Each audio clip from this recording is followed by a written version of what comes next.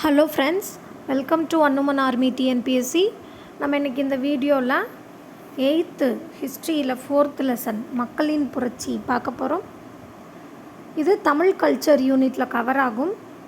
இந்த லெசன் படிக்கிறதுக்கு முன்னாடி 10th சோசியலில் ஹிஸ்ட்ரியில் 6th லெசன் ஆங்கிலேய ஆட்சிக்கு எதிராக தமிழகத்தில் நடந்த தொடக்க கால கிளர்ச்சிகள் அந்த லெசனை ஒருக்க படிச்சுட்டு அதுக்கப்புறம் இந்த லெசன் படிங்க. எப்பயும் லோயர் ஸ்டாண்டர்ட் படிச்சுட்டு ஹையர் ஸ்டாண்டர்ட் படிக்கிறத விட ஹையர் ஸ்டாண்டர்ட் படிச்சுட்டு வந்து இங்கே பார்த்தீங்க அப்படின்னா 1-2 பாயிண்ட்ஸ் தான் எக்ஸ்ட்ரா இருக்கும். நமக்கு படிக்கிறதுக்கு ரொம்ப ஈஸியாக இருக்கும். லெசனுக்குள்ளே போகலாம். மக்களின் புரட்சி, கற்றலின் நோக்கங்கள். பாளையக்காரர் முறைனா என்ன, அதை யார் அறிமுகம் பண்ணாங்க அப்படின்னு பார்க்க போகிறோம். ஆங்கிலேயருக்கு எதிராக நடைபெற்ற புரட்சியில் இந்த பாளையக்காரர்களான பூலித்தேவர், கட்டபொம்மன், மருது சகோதரர்கள், வேலுநாச்சியார் இவங்கெல்லாம் என்ன பண்ணாங்கன்னு பார்க்க போகிறோம். தென்னிந்திய புரட்சின்றது என்ன, அது யார் ஏற்படுத்தினது, வேலூர் புரட்சினா என்ன, 1857ஆம் ஆண்டு இந்த பெருங்கழகம், இதை பற்றியெல்லாம் பார்க்க போகிறோம். அறிமுகத்தில் என்ன சொல்கிறாங்க அப்படின்னா 1757ஆம் ஆண்டு பிளாசிப்போர் தான் வந்துட்டு இந்தியாவுக்குள்ளே ஆங்கிலேய கிழக்கிந்திய கம்பெனி உள்ளே நுழையிறதுக்கு ரீசனாக இருக்கிற போரே இந்த பிளாசிப்போர் தான். அந்த பிளாசிப்போரில் ஆங்கில கிழக்கிந்திய கம்பெனி வெற்றி பெற்றதுக்கப்புறமா இந்தியாவுக்குள்ளே வந்து அதோட ஆளுகைகளை நடத்துது. அது வந்து என்ன பண்ணும் அப்படின்னா வரி அதிகமாக போடுறது, அதுக்கப்புறம் போதிய சம்பளம் தராமல் இருக்கிறது, நிறைய பிரச்சனை இருக்கும். நிலக்கிழார்கள் தலைவர்களுக்கிடையே அதிகார வேறுபாடு எல்லாமே நடக்கும். நம்மளை டம்ப் பண்ணுவாங்க ஆங்கிலேயர்ஸு. ஸோ அதையெல்லாம் எதிர்த்து நடைபெறதான், வரி வசூலிப்பாங்க. அந்த வரினால் ஃபஸ்ட்டு ஸ்டார்ட் ஆகிற போர் தான் வந்துட்டு இந்த மக்களின் புரட்சி ஸ்டார்ட் ஆகும். இப்போ 1757ஆம் ஆண்டு தான் பிளாசிப்போர் நடந்திருக்கு. அதுலேருந்து 100 இயர்ஸ் அப்படியே ஆட் பண்ணுங்கள். 1857 1857 பெருங்கழகம் இல்லாட்டி பெரும் புரட்சி அப்படின்னு சொல்லுவாங்க. 1757 பிளாசிப்போர், 1857 பெரும் கழகம். ஓகே, இப்படி ஆங்கிலேயர்களுக்கு வந்துட்டு பாளையக்காரர்கள் வந்து வருடாந்திர கப்பம் வந்துட்டு கட்ட வேண்டியதாக இருக்குது. அப்போது அதை எதிர்க்கிறாங்க நம்ம பாளையக்காரர்கள். அப்படி ஏற்பட்ட முதல் எதிர்ப்பு பாருங்கள், பூலித்தேவரால் ஏற்பட்டுச்சு அப்படின்னு சொல்கிறாங்க.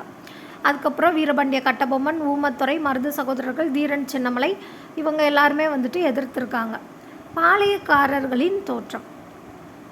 ஃபஸ்ட்டு வந்து பாளையங்கள் எப்படி, விஜயநகர ஆட்சியாளர்கள் நமக்கு தெரியும். விஜயநகர பேரரசு 16th செஞ்சுரியில் வந்திருப்பாங்க. விஜயநகர ஆட்சியாளர்கள் தங்கள் மாகாணங்களில் நாயக்கர்களை நியமிக்கிறாங்க. இப்போ விஜயநகர பேரரசுன்றது ஒரு பெரிய அரசு. அந்த பேரரசு அவங்க வந்து அவங்களோட ஒவ்வொரு மாகாணங்களையும், அதாவது ஒவ்வொரு ஸ்டேட்டு சொல்லலாம், இல்லாட்டி ஒவ்வொரு டிஸ்ட்ரிக்ட், அப்போ வந்து மாகாணம் எப்படி பிரிச்சுப்பாங்கன்னு தெரியாது. ஒவ்வொரு மாகாணத்துக்கும் ஒரு நாயக்கர்களை நியமிக்கிறாங்க. இந்த நாயக்கர்களில் நம்ம மதுரையை சேர்ந்த நாயக்கர் பேர் என்ன அப்படின்னா விஸ்வநாத நாயக்கர். எப்போ 1529 15ஓட 2 மல்டிப்ளை பண்ணால் 30 வரும். அதுலேருந்து 1 கம்மியாக 1529 விஸ்வநாதர் மதுரை நாயக்கராக இருப்பார். அவர் வந்து என்ன பண்ணுவார் அப்படின்னா அவரோட அமைச்சர் ஒருத்தர் இருப்பார். அவர் பேர் அரியநாதர். அவரோட ஆலோசனைப்படி மதுரை மாகாணத்தை வந்து 72 பாளையங்களாக பிரிச்சிருப்பார். அப்போது பாளையக்காரர் முறையை தமிழகத்தில் அறிமுகம் செஞ்சது யார் அப்படின்னா விஸ்வநாத நாயக்கர். அவரோட அமைச்சர் அரியநாதரோட கலந்தாலோசித்து 72 பாளையங்களாக பிரிச்சிருப்பார். பாளையம் அப்படின்னா என்னென்னா ஒரு குறிப்பிட்ட பகுதி அல்லது ஒரு பிரதேசம் அல்லது ஒரு பாளையத்தின் உரிமையாளராக கருதப்பட்டார். அதாவது இப்போ வந்து போர் புரிவாங்க, அந்த போரில் சிறந்த வீரர்கள் இருப்பாங்களா, அவங்களுக்கு கீழே ஒரு பாளையம் அப்படின்ற மாதிரி பிரித்து கொடுத்துருப்பாரு. இந்த பாளையக்காரர்கள் வந்துட்டு நம்ம நாயக்கருக்கு இராணுவ உதவி, இதர உதவிகள் எல்லாத்தையுமே செஞ்சுருக்காங்க. பாளையக்காரர்களை வரி வசூலித்து பாளையக்காரர்கள் வந்து வரியை வசூலித்து அதில் 3ல் 1 பங்கை நாயக்க மன்னர்களுக்கு கொடுத்துட்றாங்க. மீதி பணம் இருக்கும் இல்லையா, அந்த பணத்தை 3ஆக போடுறாங்க.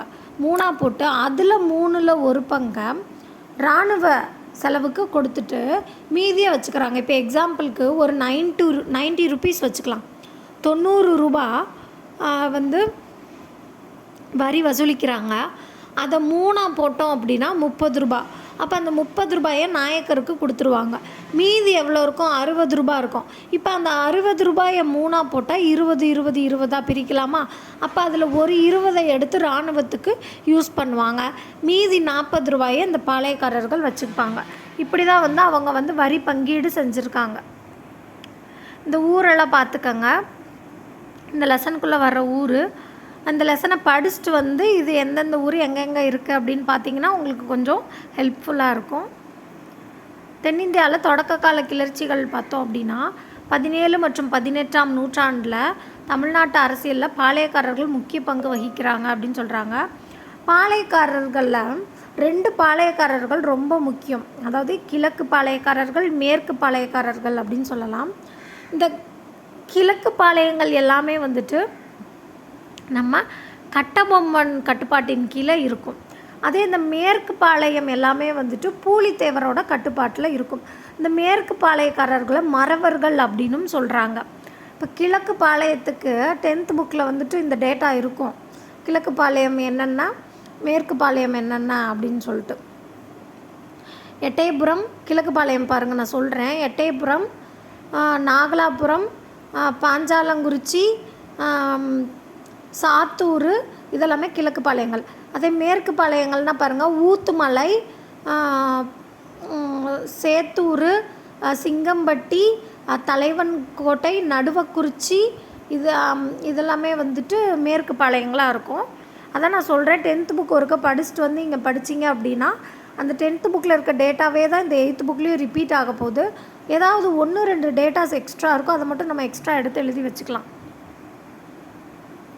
இப்படி வந்துட்டு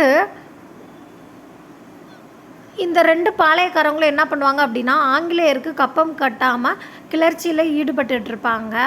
அப்போ வந்து பாளையக்காரர்களுக்கும் கிழக்கிந்திய கம்பெனிக்கு இடையில் வந்துட்டு போட்டி தான் நடந்துகிட்ருக்கோம். அப்போ 1792ஆம் ஆண்டு கர்நாடக உடன்படிக்கையால் ஆங்கிலேய அதிகாரம் வந்து பாளையக்காரர்களின் மீது செலுத்தப்படும். 1792 கர்நாடக உடன்படிக்கையின் மூலயமா ஆங்கிலேயர்கள் வந்துட்டு பாளையக்காரர்கள் மீது அவங்க அதிகாரத்தை செலுத்தினாங்க அப்படின்னு சொல்கிறாங்க. இது ஃபுல்லாகவே வந்துட்டு இப்போ கீழே பார்க்க போகிறோம். பூலித்தேவர் பாருங்கள். இந்தியாவில் ஆங்கில ஆட்சியை எதிர்த்து தமிழ்நாட்டில் முன்னோடியாக திகழ்ந்தவர் பூலித்தேவர் தான். பூலித்தேவர்ன்றவர் திருநெல்வேலி மாவட்டம் நெற்கட்டும் செவலில் ஆட்சி புரிந்து வந்த ஒரு பாளையக்காரர். இதுக்கு வந்து புலி பசித்தாலும் புள்ளை தின்னாதுன்ற மாதிரி ஷார்ட்கட்டு வச்சுக்கலாம். புலி அப்படின்றது பூலித்தேவர். புலி பசித்தாலும் புள்ளை திங்காது, புல்லுங்கிறது இங்கே நெல்லுன்னு வச்சுக்கோங்க. அப்போ திருநெல்வேலியிலையும் நெல் இருக்குது, நெற்கட்டும் செவல்லையும் நெல் இருக்குது. அந்த பகுதியாக ஆட்சி செஞ்சவர் தான் பூலித்தேவர். இந்த பூலித்தேவருக்கும் ஆற்காடு நவாபான முகமது அலிக்கும் வந்துட்டு சேராது. இந்த ஆற்காடு நவாப் இருக்கார்ல, இவர் தான் லெசனோட எண்டு வரைக்கும் இந்த ஆங்கில கிழக்கிந்திய கம்பெனியோட வந்துட்டு ஒரு ஒப்பந்தத்திலே இருப்பார். அதாவது இவரும் ஆங்கிலேய கிழக்கிந்திய கம்பெனியோட ஃப்ரெண்ட்ஷிப்பாக இருப்பார் ஆற்காடு நவாபு. அப்போ வந்துட்டு ஆற்காடு நவாபுக்கும் கிழக்கிந்திய கம்பெனிக்கும் ஒப்பந்தம் இருக்கும். அந்த ஒப்பந்தத்தின் பேரில் ஆங்கிலேயர் வந்துட்டு இவர்கிட்டேருந்து கப்பம் வாங்கணும் அப்படின்ற மாதிரி இருப்பாங்க. ஆனால் வந்துட்டு பூலித்தேவர் வந்துட்டு அதை அக்செப்ட் பண்ணிக்க மாட்டார். உடனே வந்துட்டு ஆற்காடு நவாப் வந்து ஆங்கிலேயரோடு சேர்ந்து ஒரு படையை திரட்டி களக்காட்டில் வந்துட்டு போர் புரிவாங்க. அந்த போரில் வந்துட்டு பூலித்தேவர் வந்துட்டு வெற்றி பெற்றுவார். திருநெல்வேலி பூலித்தேவரால் தோற்கடிக்கப்பட்டு அவங்க போயிடுவாங்க. இந்தியாவில் ஆங்கிலேயருடன் போரிட்டு அவர்களை தோற்கடித்த முதல் இந்திய மன்னர் பூலித்தேவர் தான். ஃபஸ்ட்டு இந்த சக்ஸஸ் பூலித்தேவருக்கு தான் ஏற்படும். இப்போ வந்து இந்த பூலித்தேவர் வந்துட்டு வின் பண்ணது வந்துட்டு பாளையக்காரர்களின் கூட்டமைப்பு மூலமாக தான் வின் பண்ணியிருப்பார். அதாவது சுற்றி இருக்கிற பாளையக்காரர்களையெல்லாம் ஒன்று சேர்த்து ஹெல்ப் வாங்கி தான் அவங்கள ஜெயிச்சிருப்பார்.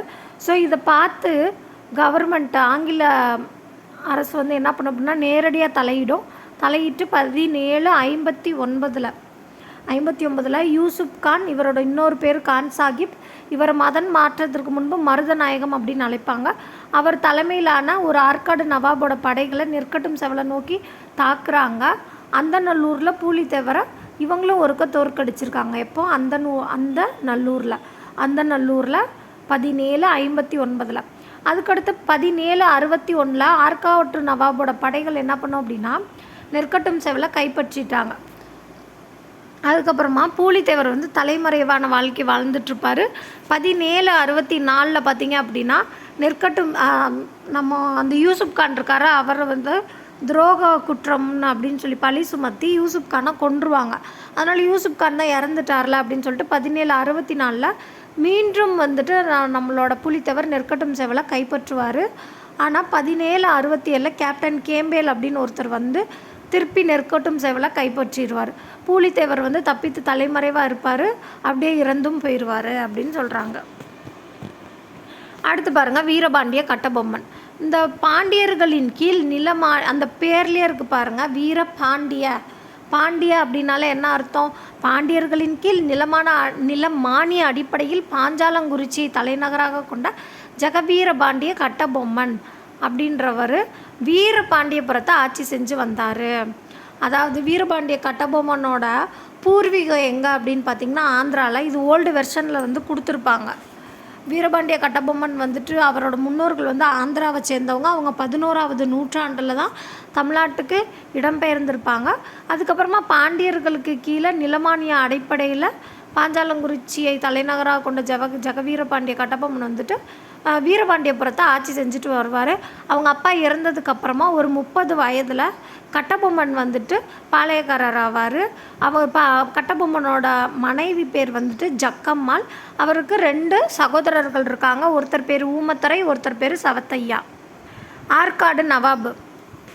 இப்போது என்ன ஆகுது அப்படின்னா விஜயநகர பேரரசு வந்துட்டு நாயக்கர்களை அறிமுகப்படுத்துகிறாங்க, நாயக்கர்கள் பாளையக்காரர்களை அறிமுகப்படுத்துகிறாங்க. இப்போ இந்த விஜயநகர பேரரசு அப்படின்றதுக்குள்ள அது வந்து வீழ்ச்சி அடையுது. வீழ்ச்சி அடைஞ்சதுக்கப்புறமா தெற்கில் வந்து முகலாயர்கள் தங்களோட மேலாண்மையை நிறுவுறாங்க.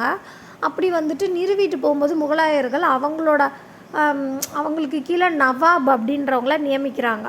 முகலாய பிரதிநிதிகளாக நியமித்து அந்த பகுதியை அவங்க கண்ட்ரோலுக்கு கொண்டு வருவாங்க. அப்படி தான் அந்த பாஞ்சாலங்குறிச்சியும் வந்துட்டு இந்த ஆற்காடு நவாப் ஆளுகைக்கு கீழே கொண்டு வருவாங்க. இந்த நவாபுக்கு வந்துட்டு கப்பம் கட்ட பணிக்கப்பட்டிருப்பாங்க.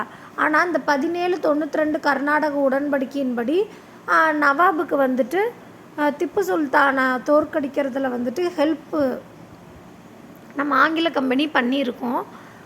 ஸோ அந்த 1792 கர்நாடக உடன்படிக்கையின்படி என்ன ஆயிருக்கும் அப்படின்னா அந்த பாஞ்சாலங்குறிச்சி ஏரியா இருக்குல்ல, அது வந்து வரி வசூல் செய்யும் உரிமையை வந்துட்டு இப்போ ஆற்காடு நவாப் கிட்ட இருந்து ஆங்கில கம்பெனிக்கு போகுது. அப்போது ஆங்கிலேயருக்கும் ஆற்காடு நவாப் கட்டபொம்மனுக்கும் இடையே இருக்கிற மோதல் வந்து இந்த வரி வசூலித்ததில் தான் ஆரம்பிக்கும். என்னென்னா பாளையக்காரர்கள்ட்ட ரொம்ப சீப்பாக பிஹேவ் பண்ணி அவங்கள கொடுமைப்படுத்தி அவங்கள இன்சல்ட் பண்ணி வரியெல்லாம் செஞ்சுருப்பாங்க. அப்போ வந்துட்டு நம்ம கட்டபொம்மன் இருக்கார்ல, கட்டபொம்மன் ஜாக்சன் சந்திப்பு பாருங்கள். கட்டபொம்மன் வந்து என்ன பண்ணியிருப்பார் அப்படின்னா 33 பக்கோடாக்கள் வந்து கட்டாமல் இருந்திருப்பார். எப்போ அப்படின்னா 1798 33 பக்கோடாக்கள் நிலுவைத் தொகையாக இருந்திருக்கும். அதனால் வந்துட்டு நீங்கள் வந்து அந்த நிலுவைத் தொகையெல்லாம் கட்டுங்க அப்படின்னு சொல்லிட்டு அப்போ வந்து கலெக்டராக ராமநாதபுரத்துக்கு யார் இருந்திருப்பா அப்படின்னா காலின் ஜாக்சன் அப்படின்னு ஒருத்தர் இருந்திருப்பார். அவர் வந்து லெட்டர் அனுப்புவார். அப்போ வந்து நாடெங்கிலும் ஒரே பஞ்சமாக இருக்கும். அதனால் கட்டபொம்மன் வந்து என்ன சொல்லிடுவார் அப்படின்னா பஞ்சத்தின் காரணமாக கப்பம் கட்ட இயலவில்லை அப்படின்னு சொல்லி ரிப்ளை பண்ணியிருப்பார். இதனால் கோபம் அடைஞ்ச காலின் ஜாக்சன் வந்து என்ன பண்ணுவார் அப்படின்னா கட்டபொம்மனை தண்டிக்க ஒரு படையை அனுப்பணும்னு முடிவு செய்வார். ஆனால் சென்னை அரசாங்கம் வந்து என்ன பண்ணும் அப்படின்னா வேணாம் இந்த மாதிரி ஒரு சின்ன விஷயத்துக்கெலாம் நீங்கள் படை அனுப்ப வேணாம், நீங்கள் அவரை அழைச்சி ஒரு கலந்துரையாடலுக்கு ஏற்பாடு செய்யுங்க அப்படின்னு அவருக்கு வந்து ஆலோசனை வழங்கியிருப்பாங்க. யாருக்கு? காலின் ஜாக்சனுக்கு. உடனே 1798 கட்டபொம்மன் வந்துட்டு தனது அமைச்சர் சிவசுப்பிரமணியத்தோட ராமநாதபுரத்தில் கலெக்டரை போய் சந்திக்க போகிறாரு. 1798 ஆகஸ்ட் மாதம் 8ஆம் தேதி 18ஆம் தேதி வந்து போயிருப்பார். ஆனால் வந்து அவரை வந்து சந்திக்க மாட்டாங்க. திரும்ப 1798 அதுக்கு அடுத்த மாதம் செப்டம்பர் மாதம் 19ஆம் தேதி தான் சந்திப்பாங்க. ராமநாதபுரத்தில் சந்தித்த போது கட்டபொம்மன் வந்து 1080 பக்கோடாக்கள் நீங்களாக மீதி தொகையெல்லாம் செலுத்தியிருக்காரு அப்படின்னு தெரிய வந்தது. காலின் ஜாக்சன் வந்து கொஞ்சம் ரிலாக்ஸ் ஆவார். ஆனாலும் கூட 3 மணி நேரம் நிற்க வச்சு அவமானப்படுத்தியிருப்பார். அது மட்டும் இல்லாமல் கட்டபொம்மனையும் அவரோட அமைச்சரான சிவசுப்பிரமணியத்தையும் கைது செய்யணும் முயற்சி மேற்கொள்வார். அப்போ கட்டபொம்மன் வந்து தப்பிக்கணும்னு முயற்சி செய்வார். அவரோட கட்டபொம்மனோட தம்பி யார்? ஊமைத்துரை. ஊமைத்துரை வந்து என்ன பண்ணுவார் அப்படின்னா ஹெல்ப் பண்ணி அவரோட படைகளை கொண்டு வந்து தாக்கி கட்டபொம்மன் தப்பிச்சிருவார். ஆனாலும் சிவசுப்பிரமணியனார் வந்து கைது செய்யப்பட்டுடுறாரு. இப்போ பாஞ்சாலங்குறிச்சிக்கு தப்பி வந்த கட்டபொம்மன் என்ன பண்ணுவார் அப்படின்னா, காலின் ஜாக்சன் தன்னையும் தன்னோட அமைச்சரையும் எப்படியெல்லாம் அவமானப்படுத்தினார் அப்படின்னு சொல்லிட்டு சென்னை கவுன்சிலுக்கு ஒரு கடிதம் எழுதுவார். அந்த கடிதத்தை அப்போதைய கவர்னர் ஜெனரலாக யார் இருப்பா அப்படின்னா எட்வர்ட் கிளைவ், அதாவது 8 கிளைகள் கொண்டவர் அப்படின்னு வச்சுக்கலாம்.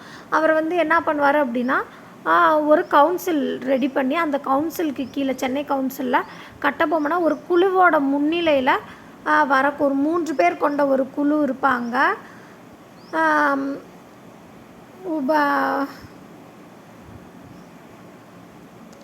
காலின் ப்ரவுன், காலின் ஓரம், அப்புறம் வந்துட்டு 3 பேர் மொத்தம், ஜான் காசா மேஜர், இவங்க 3 பேர், காலின் ப்ரவுன், காலின் ஓரம், ஜான் காசா மேஜர், இவங்க 3 பேர் முன்னிலையில் கட்டபொம்மனை வந்து ஆஜராக சொல்லுவாங்க. அதுபடி 1799 கட்டபொம்மன் வந்து ஆஜரும் ஆவார். அவங்க முன்னாடி ஆஜராகி நடந்ததெல்லாம் விசாரிக்கும்போது கட்டபொம்மன் மேலே எந்த தவறுமே இல்லை அப்படின்னு வந்து தெரிஞ்சிடும்.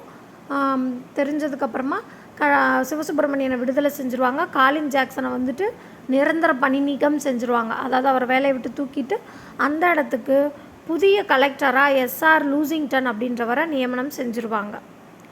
பாளையக்காரர்களின் கூட்டமைப்பு இப்போ வந்து என்ன ஆகுது அப்படின்னா, இந்த டைமிங்கில் மருதுபாண்டியர் அப்படின்ற சின்ன மருது இருக்கார்ல, அவர் பக்கத்தில் இருக்க பாளையக்காரர்களையெல்லாம் சேர்த்து ஒரு தென்னிந்திய கூட்டமைப்பு, தென்னிந்திய கிளர்ச்சியாளர்களின் கூட்டமைப்பு ஒன்றை ஏற்படுத்துகிறாரு. அதில் யாரெல்லாம் கலந்துப்பாங்க அப்படின்னு பார்த்தோம்னா, இதை வந்து திருச்சிராப்பள்ளி அறிக்கை அப்படின்னும் சொல்கிறாங்க. யாரெல்லாம் கலந்துப்பாங்க அப்படின்னா, நம்ம திண்டுக்கல்லேருந்து கோபால நாயக்கரும் ஆனமலையிலேருந்து யதுல் நாயக்கர், இவங்க 2 பேருமே இந்த இதில் கலந்துக்குவாங்க. இது வந்துட்டு கட்டபொம்மனுக்கு இந்த தென்னிந்திய கிளர்ச்சியாளர்களின் கூட்டமைப்பு மேலே ஆர்வமும் ஏற்படும். ஆனால் வந்துட்டு லூசிங்டன் வந்துட்டு கட்டபொம்மனும் இவங்களும் அந்த மருதுபாண்டியரும் மீட் பண்ணக்கூடாது அப்படின்னு நினப்பார். அதையும் தாண்டி இவங்க 2 பேரும் மீட் பண்ணிடுவாங்க. அதுக்கப்புறமா பூலித்தேவர் இந்த மேற்கு பாளையத்தில் இருந்த சிவகிரி பாளையக்காரர்கள் இருக்காங்களா, அவங்க வந்து இந்த கூட்டமைப்பில் இணைய மாட்டாங்க. அதனால் கட்டபொம்மன் என்ன பண்ணுவார், அவரோட செல்வாக்கை செலுத்தி அந்த சிவகிரி பாளையக்காரர்கள் வந்துட்டு போர் நீ வந்து ஜாயின் பண்ணல அப்படின்னா நான் உன் மேலே தாக்குதலை ஸ்டார்ட் பண்ணிடுவேன் அப்படின்னு சொல்லிட்டு கட்டபொம்மன் சொல்லுவார். ஆனால் இந்த சிவகிரி பாளையக்காரர்கள் என்ன பண்ணுவாங்க அப்படின்னா, ஆல்ரெடி வந்துட்டு கிழக்கிந்திய கம்பெனிக்கு கப்பம் கட்டிகிட்டு இருப்பாங்க. அப்போது எனக்கு கப்பம் கட்டுறவங்கிட்ட நீ ஃபைட்டுக்கு வரையான்னு சொல்லிட்டு கட்டபொம்மனோட இந்த படையெடுப்பை வந்து தங்கள் அதிகாரத்துக்கு விடப்பட்ட சவாலாக கருதிட்டு கட்டபொம்மன் படைகள் மீது பாஞ்சாலங்குறிச்சி நோக்கி செல்ல ஆணையை போட்டுருவாங்க.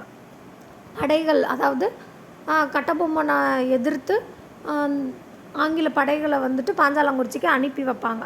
அப்போது 1799 மே மாதம் அப்போ யார் வந்து கவர்னராக இருப்பார் அப்படின்னு பார்த்திங்கன்னா,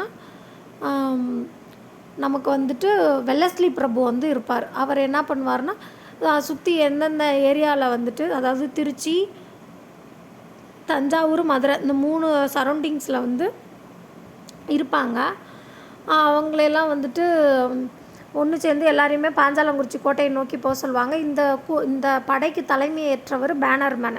அவர் என்ன பண்ணுவார்னா 1799 செப்டம்பர் மாதம், அதாவது 9ஆம் மாதம் 5ஆம் தேதி என்ன பண்ணுவார்னா, தன்னுடைய படையை வந்து பாஞ்சாலங்குறிச்சி நோக்கி நகர்த்தி பாஞ்சாலங்குறிச்சி கோட்டையை தாக்கி அந்த பாஞ்சாலங்குறிச்சியோட செய்தி தொடர்புகள் அனைத்தையுமே துண்டிக்கிறார். அப்போது கோலார்பட்டி அல்லது கல்லர்பட்டி அப்படின்னு சொல்லுவாங்க. கோலார்பட்டினாலும் கல்லர்பட்டினாலும் ஒரே ஊர். அந்த இடத்துல சிவசுப்பிரமணியனாரை கைது செஞ்சுருவாங்க. கட்டபொம்மன் என்ன பண்ணுவார் அப்படின்னா, புதுக்கோட்டையில் இருக்கிற களப்பூர் காடில் மறைஞ்சிருப்பார். அப்போ புதுக்கோட்டையோட ராஜா வந்து யாருன்னா விஜய ரகுநாத தொண்டைமான். அவர் வந்து என்ன பண்ணுவார் அப்படின்னா கட்டபொம்மனை பிடிச்சு கொண்டு போய் ஆங்கில அரசுக்கிட்டே கொண்டு போய் ஒப்படைப்பார். ஏன் அப்படின்னா கட்டபொம்மனோட தலைக்கு வந்து ஒரு வெகுமதியாக அறிவிச்சிருப்பாங்க. அதனால் புதுக்கோட்டை மற்றும் எட்டயபுரம் அரசர்களால் துரோகம் இழைக்கப்பட்டு கட்டபொம்மன் வந்து காட்டி கொடுத்துருவாங்க. அதில் யாருன்னா விஜய ரகுநாத தொண்டைமான். இவர் யார் அப்படின்னா புதுக்கோட்டையோட அரசர். இப்போ வந்து பானர்மேன் வந்து என்ன பண்ணுவார் அப்படின்னா இந்த பாஞ்சாலங்குறிச்சியை வீழ்த்தி கைதிகளை எல்லாத்தையுமே என்ன பண்ணுவார் அப்படின்னா பாளையக்காரர்கள் அவை அப்படின்ற அவைக்கு அழைத்து சென்று அங்கே போய் எல்லாருக்கும் மரண தண்டனையை விதிச்சிருவார். சிவசுப்பிரமணியனை நாகலாபுரத்தில் தூக்கில் போட்டுருவாங்க. நாகம் சிவனோட கழுத்தில் என்ன இருக்கும்? நாகம் இருக்கும். அப்போ சிவசுப்பிரமணியனார் கொல்லப்பட்ட இடம் நாகலாபுரம். எப்போ அப்படின்னா 1799 செப்டம்பர் மாதம் 13ஆம் தேதி கொன்றுவாங்க. அடுத்து அக்டோபர் மாதம் 16ஆம் தேதி 1799 பாளையக்காரர் அவை முன்னாடி கட்டபொம்மனை விசாரித்து ஒரு கேலி கூத்தே பானர்மேன் நடத்தியிருப்பார். அதுக்கு அடுத்த நாள் அக்டோபர் வந்து அக்டோபர் 17 1799 அப்படின்ற மாதிரி ஓல்டு வெர்ஷனில் கொடுத்துருக்காங்க. ஆனால் நமக்கு 10th புக் டீட்டெயில் படியும் அக்டோபர் 16 1799 அன்று கட்டபொம்மன் கயத்தாறு என்ற இடத்துல தூக்கிலிடப்பட்டார். 16 நாளும் 17 நாளும் ஆன்சர் கரெக்டு தான் வரும். என்ன நமக்கு கொஸ்டினில் கேட்டிருக்காங்களோ அதை பொறுத்து தான் நம்ம ஆன்சர் பண்ண முடியும். அக்டோபர் 16 அப்படின்றது 10th புக்லேயும் இருக்குது. இந்த 8th நியூ எடிஷன்லேயும் இருக்குது. ஆனால் 8th ஓல்டு எடிஷனில் அக்டோபர் 17 அப்படின்ற மாதிரி கொடுத்துருப்பாங்க. அது மட்டும் என்னன்னு பார்த்துக்கோங்க. அக்டோபர் 16 1799 அன்று கட்டபொம்மன் கயத்தாறு என்ற இடத்துல தூக்கிலிடப்பட்டார். இவ்வாறாக கட்டபொம்மனின் வீரம் பற்றி பல நாட்டுப்புற கதைப்பாடல்கள் இன்றும் பெருமையாக கூறப்படுகின்றன அப்படின்னு சொல்லலாம். அடுத்து நம்ம பார்க்க போகிறது வேலு நாச்சியார். இவங்களோட இயர் வந்து சொல்கிறேன், நோட் பண்ணிக்கோங்க. 1730 பிறந்திருப்பாங்க, 1796 இறந்திருப்பாங்க. சிவகங்கையின் ராணி தான் வேலு நாச்சியார். அதாவது ராமநாதபுரத்தில் செல்லமுத்து சேதுபதியோட ஒரே பெண் வாரிசாக வேலு நாச்சியார் பிறந்திருப்பாங்க. அதுக்கப்புறமா அவங்களோட 16 வயதில் முத்து வடுகநாதர் அப்படின்றவர் சிவகங்கையோட அரசர், அவருக்கு திருமணம் செய்து கொடுத்துருப்பாங்க. இவங்களுக்கு வந்துட்டு வெள்ளச்சி நாச்சியார் அப்படின்னு ஒரு பெண் பிள்ளையும் இருக்கும். 1772 ஆற்காடு நவாப்பும் பிரிட்டிஷ் படைகளும் சிவகங்கை மீது போர் தொடுப்பாங்க. அந்த போரில் முத்து வடுகநாதர் இருக்கார்ல, அவர் வந்து இறந்து போயிருப்பார். அப்படை வந்துட்டு முத்து வடுகநாதரை காளையார் கோயிலில் கொண்டிருக்கும். வேலு நாச்சியார் வந்து வெள்ளச்சி நாச்சியாரோட திண்டுக்கலுக்கு அருகே இருக்கிற விருப்பாச்சியில் கோபால நாயக்கரோட பாதுகாப்பில் வாழ்ந்து வருவாங்க. அதாவது தின்னாமல் விருப்பம் இல்லாமல் அப்படின்னா திண்டுக்கல் விருப்பாச்சியில் கோபால நாயக்கரோட பாதுகாப்பில் வாழ்ந்து வந்திருப்பாங்க. ஒரு 8 வருஷம் வாழ்வாங்க. இப்போ இந்த காலகட்டத்தில் அவங்க வந்துட்டு ஒரு படையை அமைச்சிட்டு கூட்டணியும் வச்சுக்குவாங்க. யாரோட அப்படின்னா அந்த கோபால நாயக்கரோடையும் மைசூரோட ஹைதர் அலியோடையும் இவங்க சப்போர்ட்டோட ஆங்கிலேயர்களை எதிர்த்து நிற்பாங்க. குயிலி அப்படின்ற ஒரு படை தளபதி இருப்பாங்க, பெண்கள் படைப்பிரிவு தளபதி. அவங்க பேர் என்ன அப்படின்னா குயிலி. அவங்க வந்து ஒரு தற்கொலை தாக்குதலுக்கு ஏற்பாடு செய்து மருது சகோதரர்கள் உதவியோட சிவகங்கையை கைப்பற்றியிருப்பாங்க. அதாவது இந்த குயிலி வந்துட்டு தனக்குத்தானே தீ வச்சுக்கிட்டு அந்த ஆங்கிலேயரோட ஆயுதக்கிடங்களை குதித்து அந்த ஆயுதக்கிடங்கை வந்துட்டு அழிச்சிருப்பாங்க. அதுமாரி இந்த சிவகங்கையை சேர்ந்த மருது சகோதரர்கள் இருக்காங்களா, அவங்க வந்துட்டு அவங்களோட ஹெல்ப்போட மறுபடியும் சிவகங்கையோட ராணியாக முடிசூடி கொண்டு வாங்க இந்த வேலு நாச்சியார். இந்தியாவில் பிரிட்டிஷ் காலனி ஆதிக்கத்தை எதிர்த்து போரிட்ட முதல் பெண்ணரசி அப்படின்னா அது யாருன்னா வேலு நாச்சியார். அவர் தமிழர்கள் இவரை எப்படி அழைப்போம் அப்படின்னா வீரமங்கை அப்படின்னு அழைக்கிறோம். வீரமங்கை வேலு நாச்சியார்னு தானே சொல்கிறோம். தமிழர்களால் வீரமங்கை எனவும் தென்னிந்தியாவின் ஜான்சி ராணி எனவும் அறியப்படுகிறார். அதாவது ஜான்சி ராணிக்கு முன்னாடியே இருந்தவங்க தான் வேலு நாச்சியார். அப்போது இந்த பேர் வந்து எப்படி கொடுத்துருக்காங்க பாருங்கள். வேலு நாச்சியாருக்கே ஜான்சி ராணியை வச்சு ஒரு அடையாளம் மாதிரி கொடுத்துருக்காங்க. தென்னிந்தியாவின் ஜான்சி ராணி எனவும் அறியப்படுகிறார். அடுத்து மருது சகோதரர்கள் பார்க்கலாம். மருது சகோதரர்கள் யாருப்பா அப்படின்னா, இந்த சிவகங்கையை ஆண்டார் இல்லையா முத்துவடுகநாதர், அதாவது வேலு நாச்சியாரோட கணவர், அவருக்கு கீழே வந்துட்டு இவங்க வந்துட்டு படை தளபதிகளாக இருந்திருப்பாங்க. சரி பார்க்கலாம். மருது சகோதரர்கள் பொன்னாத்தாள் மற்றும் மூக்கையா பழனியப்பன் ஆகியோரின் மகன்கள். அதாவது பொன்னாலான மூக்குத்தி மூக்கில் போடுறாங்கள்ல, அது எந்த மாதிரி போட்டிருப்பாங்க? தங்கத்தில் தானே போட்டிருப்பாங்க. அப்போ பொன்னாலான மூக்குத்தி. அப்போ பொன்னாத்தாள்ன்றது பொன்னால், மூக்குத்தின்றது மூக்கையா பழனியப்பன் ஆகியோரோட மகன்கள் தான். இதில் மூத்தவர் பேர் என்ன அப்படின்னா பெரிய மருது. அவரை வெள்ளை மருது அப்படின்னும் சொல்கிறாங்க. இளையவர் பேர் வந்துட்டு சின்ன மருது, இல்லாட்டி மருது பாண்டியார் அப்படின்னு சொல்லலாம். இதில் வந்துட்டு இந்த சின்ன மருது தான் ரொம்ப ரொம்ப ஃபேமஸ். பெரிய மருது சின்ன மருதுல அப்படின்னு சொல்கிறாங்க.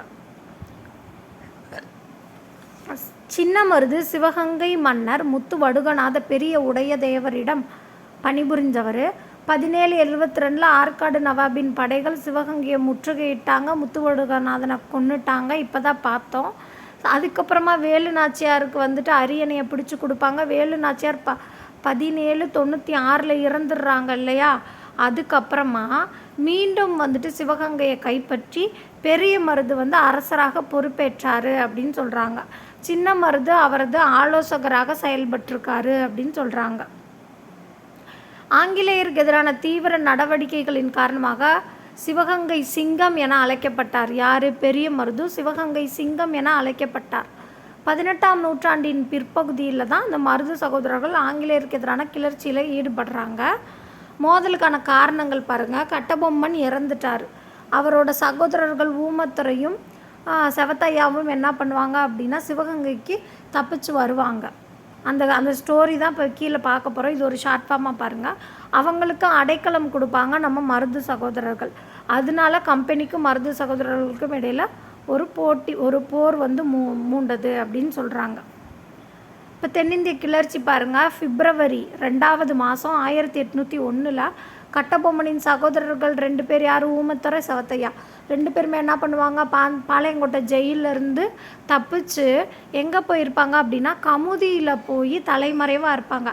இதை சின்ன மருது தெரிஞ்சுக்கிட்டு அவங்க 2 பேர்த்தையும் கூப்பிட்டு வந்து சின்ன மருதுவோட தலைநகரம் எது அப்படின்னா சிறுவயல். அந்த சிறுவயலில் கொண்டு வந்து இவங்க 2 பேர்த்தையும் வச்சுருப்பார். இங்கே இருந்த மாதிரியே அவங்க என்ன பண்ணுவாங்க அப்படின்னா பாஞ்சாலங்குறிச்சி கோட்டையை வந்து புனரமைப்பாங்கன்னா மறுபடியும் பில்டு பண்ணுறாங்க பாஞ்சாலங்குறிச்சி கோட்டையை. அப்போது 4வது மாதம் அதே இயர்னால் எந்த இயரு? 1801 4ஆம் மாதம் என்ன ஆகும் அப்படின்னா காலின் மெக்காலே அப்படின்னு, அதாவது காலிலேயே மிதிச்சிட்டாங்க அந்த கோட்டையை. காலின் மெக்காலேன்ற ஒரு ஆங்கில படை வந்து என்ன பண்ணுது அப்படின்னா மீண்டும் வந்து அந்த பாஞ்சாலங்குறிச்சி கோட்டையை வந்துட்டு தன்வசப்படுத்திக்கிறாங்க. யார்? காலாலேயே மிதிச்சிட்டாங்க கட்டின கோட்டையை, காலின் மெக்காலே. அத்துடன் பாளையக்கார சகோதரர்கள் சிவகங்கையில் தான் தஞ்சமடைந்திருக்க வேண்டும் அப்படின்னு கருதி ஆங்கிலேயர்கள் மருது சகோதரர்கிட்ட போய் எங்களுக்கு அவங்க 2 பேர்த்தையும் ஒப்படைச்சிரு அப்படின்னு கேட்பாங்க. மருது சகோதரர்கள் அதெல்லாம் முடியாது, எங்களை நம்பி வந்தவங்கள நாங்கள் கைவிட மாட்டோம் அப்படின்னு சொல்லுவாங்க. அதனால கர்னல் அக்னியூ மற்றும் கர்னல் இன்னஸ் ஆகியோர் மருது சகோதரர்களுக்கு எதிராக படை நடத்தி சென்றனர். அதாவது அக்னியா ஒரு இன்ஸ்பெக்டர்ப்பா, பயங்கர கோவக்காரர் அக்னியாக இருப்பார் அப்படின்னா கர்னல் அக்னியூ, கர்னல் இன்னஸ், கர்னியே இல்லாத இன்ஸ்பெக்டர் ஆகியோர் மருது சகோதரர்களுக்கு எதிராக என்ன பண்ணுறாங்க அப்படின்னா படை நடத்தி வர்றாங்க. இந்த பாளையக்காரர் போர் வந்துட்டு இதுக்கு முன்னாடி நடந்ததை விடவும் மிகவும் பெரிய அளவில் நடைபெற்றுச்சு அப்படின்னு சொல்கிறாங்க. சிவகங்கையின் மீது மருது சகோதரர்கள், அதாவது இந்த தென்னிந்திய கிளர்ச்சி அல்லது இதை வந்து எப்படி சொல்லுவாங்க அப்படின்னா தென்னிந்திய கிளர்ச்சின்னு சொல்லலாம், திருச்சிராப்பள்ளி பேரறிக்கை, தென்னிந்திய புரட்சி, 2வது பாளையக்காரர் போர் இப்படின்னு என்ன வேணால் சொல்லலாம்.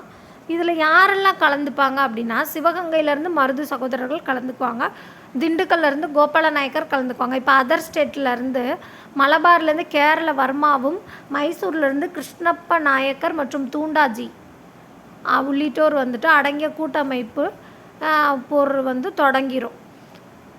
இப்போ திருச்சிராப்பள்ளி பிரகடனம் என்ன ஆகுது அப்படின்னா ஜூன் மாதம் 1801 மருது சகோதரர்கள் திருச்சிராப்பள்ளி பிரகடனம் என்று அழைக்கப்பட்ட சுதந்திர பிரகடனம் ஒன்றை வெளியிடுறாங்க. அதில் வந்து என்ன சொல்கிறாங்க அப்படின்னா, ஆங்கிலேயருக்கு எதிராக எந்த ஒரு ஜாதி மத எந்த பாகுபாடுமே இல்லாமல் எல்லாருமே ஒன்றிணைஞ்சு ஆங்கிலேயரை எதிர்க்கலாம் அப்படின்னு சொல்லுவாங்க. இதில் வந்துட்டு சின்னமருதுக்கு கீழே 20,000 பேர் சேர்ந்து வந்துட்டு ஆங்கிலேயரை எதிர்ப்பாங்க. எல்லா பாளையக்காரர்களும் சின்னமருது கூட ஜாயிண்ட் அடிச்சுப்பாங்க. அப்போ 1801 வந்து என்ன ஆகும் அப்படின்னா, இந்த திருச்சிராப்பள்ளி பேரறிக்கையை ஆற்காடு நவாபோட அரண்மனையோட வாசல்லையும் திருச்சியில் இருக்க ஸ்ரீரங்க பெருமாள் கோயில் இருக்குல்ல, அவரோட கோயிலோட சுற்றுச்சுவர்லையும் ஒட்டிடுவாங்க. ஒட்டி தான் சின்னமருது கிட்டத்தட்ட 20,000 பேர்த்தை வந்து திரட்டியிருப்பார் ஆங்கிலேயருக்கு எதிராக. ஆனால் வந்துட்டு ஆங்கிலேயர்கள் அவங்க படைகளை வந்துட்டு மேலும் வலுவூட்டுவாங்க. வலுவூட்டுறதுக்கு என்ன பண்ணுவாங்க அப்படின்னா, வங்காளம், இலங்கை, மலேயா போன்ற இடங்களில் இருந்த படைகளை வரவழைப்பாங்க. இதுக்கு ஒரு ஷார்ட்கட் வந்து சிவம் அப்படின்னு சொல்லியிருப்பேன். சி அப்படின்னா சிலோன், சிலோன்னா இலங்கை, வ அப்படின்னா வங்காளம், இம்முனா மலேசியா தான். அப்போ இலங்கையில், வங்காளத்தில், மலேசியாவில் இருந்த படைகளை எல்லாம் வரவழைச்சிருப்பாங்க. ஆல்ரெடி வந்துட்டு புதுக்கோட்டை மற்றும் எட்டயபுரம் வந்து ஆல்ரெடி வந்துட்டு ஆங்கிலேயர் சைடு தான் நமக்கு தெரியும். இப்போ தஞ்சாவூர் மன்னர்களும் இந்த தென்னிந்திய புரட்சியில் வந்துட்டு ஆங்கிலேயரோட சேர்ந்துக்குவாங்க. ஆங்கிலேயருக்கு ஆதரவு அளிக்கிறாங்க. பிரித்தாளும் கொள்கையினால் இந்த தென்னிந்திய புரட்சி அப்படின்றது வின் பண்ணியிருக்காது, தோற்றுருப்பாங்க. அதுக்கப்புறமா அது எப்படி நடந்துச்சு அப்படின்னு சொல்கிறாங்க பாருங்கள். மே மாதம் 1801 தஞ்சாவூர் மற்றும் திருச்சி பகுதி கிளர்ச்சியாளர்களை ஆங்கிலேயர் அட்டாக் பண்ணுவாங்க. எனவே கிளர்ச்சியாளர்கள் எங்கே போவாங்க அப்படின்னா, திருச்சி மற்றும் தஞ்சாவூர் பகுதியிலேருந்து பிரான்மலை மற்றும் காளையார் கோயில் பகுதிகளுக்கு தப்பி ஓடிடுவாங்க. அப்புறம் 1801 சிவகங்கையை ஆங்கிலேயர் வந்து கைப்பற்றிட்டாங்க. 1801 அக்டோபர் 24 நாள் 10ஆம் மாதம் 24ஆம் தேதி 1801 நாள் மருது சகோதரர்கள் வந்துட்டு ராமநாதபுரம் மாவட்டத்தில் இருக்க திருப்பத்தூர் கோட்டையில் தூக்கில் போட்டுடுறாங்க. மருது சகோதரர்களை ராமநாதபுரம் மாவட்டம் திருப்பத்தூரில் தூக்கில் போட்டுடுறாங்க. 1801 நவம்பர் மாதம் 16ஆம் தேதி ஊமத்துறையும் சிவத்தையாவையும் கைது செய்து பாஞ்சாலங்குறிச்சியில் போய் தூக்கில் போட்டுடுறாங்க. அது மட்டும் இல்லாமல் 73 கிளர்ச்சியாளர்களும் மலையாவின் பினாங்கிற்கு நாடு கடத்தப்படுவாங்க. பின்னாளில் வந்துட்டு இது எப்படி அழைச்சாங்க அப்படின்னா, வேல்ஸ் இளவரசர் தீவு அப்படின்னு அழைக்கப்பட்டது தான் மலையாவில் இருக்க பினாங்கு அப்படின்னு சொல்கிறாங்க. 1800-801 கிளர்ச்சி ஆங்கில ஆவணங்களில் 2வது பாளையக்காரர் போர் அப்படின்னு குறிக்கப்படுது. இந்த தென்னிந்திய புரட்சி தமிழக வரலாற்றோட ஒரு அடையாளம் அப்படின்னு சொல்கிறாங்க. 1801 ஜூலை 31 ஒரு உடன்படிக்கை செஞ்சுக்கிறாங்க. இது ஒரு கர்நாடக உடன்படிக்கை தான். இந்த உடன்படிக்கையின்படி தமிழ்நாட்டிலிருந்து ஆங்கிலேயர் நேரடியாக கட்டுப்பாட்டை பெறுறாங்க. இதனால் பாளையக்காரர் முறை நீக்கப்பட்டுச்சு. ஆல்ரெடி ஒரு கர்நாடக உடன்படிக்கை 1792 படிச்சிருப்போம். அதன்படி பாளையக்காரர்கள் எல்லாமே வந்துட்டு ஆங்கிலேயர் கண்ட்ரோலுக்கு கீழே வருவாங்க. இந்த 1801 ஜூலை 31 கர்நாடக உடன்படிக்கைப்படி பாளையக்காரர் முறை நீக்கப்பட்டது அப்படின்னு சொல்கிறாங்க. அடுத்து தீரன் சின்னமலை பாருங்கள். ஈரோடு மாவட்டம் சென்னிமலைக்கு அருகே உள்ள மேலப்பாளையத்தில் பிறந்தவர் தான் இந்த தீரன் சின்னமலை. ஈரோடு மாவட்டத்தில் சென்னிமலைக்கு அருகே இருக்க மேலப்பாளையத்தில் பிறந்தவர் யார்? இந்த தீரன் சின்னமலை. இவரோட இயற்பெயர் தீர்த்தகிரி அப்படின்னு சொல்கிறாங்க. ஆங்கில கிழக்கிந்திய கம்பெனியை எதிர்த்த கொங்கு நாட்டு பாளையக்காரர் இவர். கொங்கு நாடுனா எந்தெந்த ஏரியான்னு பாருங்கள். கொங்கு நாடுனா கோயம்புத்தூர் நமக்கு தெரியும். அது பக்கத்துலேயே திண்டுக்கல், சேலம், கரூர் இதெல்லாத்தையுமே சேர்ந்த பகுதி தான் கொங்கு நாடு. திண்டுக்கல், சேலம், கரூர், கோயம்புத்தூர் தான் கொங்கு நாடு. இப்போ மதுரை நாயக்கரசோட ஒரு பகுதியாக இது உருவாக்கப்பட்டிருந்துச்சு. இப்போ மைசூர் சுல்தான்கள் கட்டுப்பாட்டுக்கு கீழே அந்த கொங்கு நாடு இருக்கும். 3ஆம் 4ஆம் கர்நாடக போர்களில் மைசூர் சுல்தான் வந்து தோற்று போயிருப்பார். அதுக்கப்புறமா அந்த ஏரியா ஃபுல்லாக வந்துட்டு ஆங்கிலேயரோட வசமாக இருக்கும். அப்போ தீரன் சின்னமலை என்ன பண்ணுவார் அப்படின்னா, பிரெஞ்சு இராணுவத்தின் நவீன போர் முறை பயிற்சி பெற்றிருந்தார். தீரன் சின்னமலை வந்து அதாவது ஃப்ரெண்டு, பக்கத்தில் இருக்க ஃப்ரெஞ்சுக்காரன் இவருக்கு ஃப்ரெண்டு. இப்போ தீரன் சின்னமலை பிரெஞ்சு இராணுவத்தின் நவீன போர் பயிற்சியை பெற்றிருந்தார். எந்த இராணுவத்தோட போராக பெற்றிருந்தார் அப்படின்னா, பிரெஞ்சு இராணுவத்தோட நவீன போர் முறை பயிற்சி பெற்றிருந்தார். திப்பு சுல்தான் இறந்ததுக்கு அப்புறமா வந்துட்டு தீரன் சின்னமலை ஓடாநிலைன்ற இடத்துல தங்கி ஆங்கிலேயரை தொடர்ந்து எதிர்த்து போரிட அங்கே ஒரு கோட்டையவே கட்டியிருக்காரு. இவர் வந்துட்டு கொரில்லா போர் முறை அப்படின்னு ஒரு போர் யுத்தியை கையாண்டு தான் வந்துட்டு போரிட்டிருப்பார். எந்தெந்த ஏரியாவில் போரிட்டிருக்கார் பாருங்கள். கோயம்புத்தூரில் ஆங்கிலேயர் தாக்க அவர் மராத்தியர் மற்றும் மருது சகோதரர்கள் உதவியை பெற முயன்றிருப்பார். கோயம்புத்தூரில் இருக்கிற ஆங்கிலேயரை தாக்கணும் அப்படின்றக்காக மராத்தியர் மருது சகோதரர் ஹெல்ப்பெல்லாம் கேட்டிருப்பார்.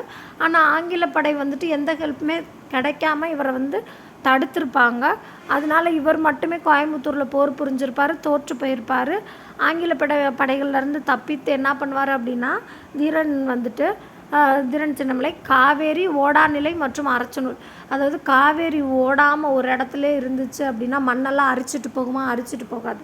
இப்போ காவேரி ஓடாநிலை அரச்சலூருக்கு இதான் ஷார்ட்கட்டு. போன்ற இடங்களில் நடைபெற்ற போர்களில் கொரில்லா போர் முறையில் ஆங்கில படைகளை தோற்கடித்தார். அதாவது கொரில்லா போர் முறைனா மறைஞ்சிருந்து போர் புரிவார் அப்படின்னு சொல்கிறாங்க. அந்த இறுதி போரில் சின்னமலை வந்துட்டு என்ன ஆகும் அப்படின்னா தன்னோட சமையற்காரர், அவர் பேர் என்ன, நல்லப்பன் ஒரு கெட்டவே இருக்கான். அவன் என்ன பண்ணுறான் அப்படின்னா தீரன் சின்னமலையை காட்டி கொடுத்துட்றான் எங்கே ஒளிஞ்சிருக்காரு அப்படின்னு சொல்லிட்டு. அதனால 1805 ஜூலை மாதம் 31 சங்ககிரி கோட்டையோட உச்சியில் தீரன் சின்னமலையும் அவரோட சகோதரர்களையும் தூக்கில் போட்டிருப்பாங்க. இதோட பார்ட் 1 வீடியோ வந்து முடிச்சுக்கலாம். பார்ட் 2ல் வேலூர் கழகமும் பெரும்புரட்சி இது ரெண்டுமே பார்க்கலாம். நான் வந்து வீடியோவில் வந்து ரொம்ப ஃபாஸ்ட்டாக தான் வந்து டீச் பண்ணியிருக்கேன், எனக்கு தெரியும். நீங்கள் வந்துட்டு 1க்கு 2 டைம் வந்துட்டு காதால் வீடியோவை கேளுங்க, கண்டிப்பாக வந்து உங்களுக்கு மெமரிஸ் ஆகும். இந்த லெசன் படிக்கிறதுக்கு முன்னாடி நீங்கள் 10th சோசியலில் இருக்கிற அந்த ஆங்கிலேய ஆட்சிக்கு எதிராக தமிழகத்தில் நடந்த தொடக்க கால கிளர்ச்சிகள் லெசன் 6th ஹிஸ்ட்ரியில் 6th லெசன் கண்டிப்பாக அதை படிச்சுட்டு வந்து இதை பாருங்கள். அப்போ தான் உங்களுக்கு யூஸ்ஃபுல்லாக இருக்கும். நீங்கள் டிஎன்பிஎஸ்சிக்கு ப்ரிப்பேர் பண்ணுறவங்களா இருந்தால், நான் அதனால தான் திருப்பி சொல்கிறேன். டிஸ்கிரிப்ஷனில் அந்த லெசன் வீடியோ கொடுத்துருக்கேன், பாருங்கள். தேங்க்யூ.